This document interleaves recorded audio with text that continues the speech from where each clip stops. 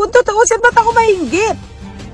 Sa paresan niya, sa nilalangon na paresan niya, nag-high diwata lang. Oh my God.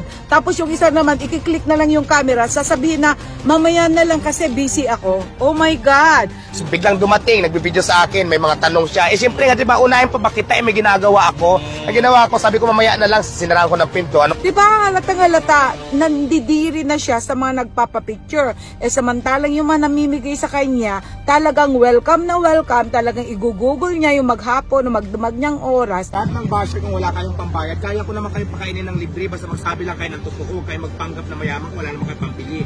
Diwata nandidiri na at umiiwas sa mga taong gustong magpa-picture sa kanya. Ruby Rose Villanueva, also known as Mystica, ay naglabas ng kanyang saloobin tungkol sa napansin niyang paglaki ng ulo at pagbabago ng ugali ni Diwata. Say ni Mystica, yung itsura ni Diwata ngayon nandidiri na sa mga taong gustong magpa-picture sa kanya, kitang-kita na yan sa videos online. Ay, Diwata, pwede mo pa-picture mga bata? May ano po yan, dito mo Alam nyo, ang haba ng tinayo ko doon sa picture-picture, di pa rin tayo nagsawa. Live ka na. Shoutout ng Bogyong ko. May shoutout. Idol Diwata. Pwede mo pa-shoutout sa akin? Kaya ba, Negros Oriental.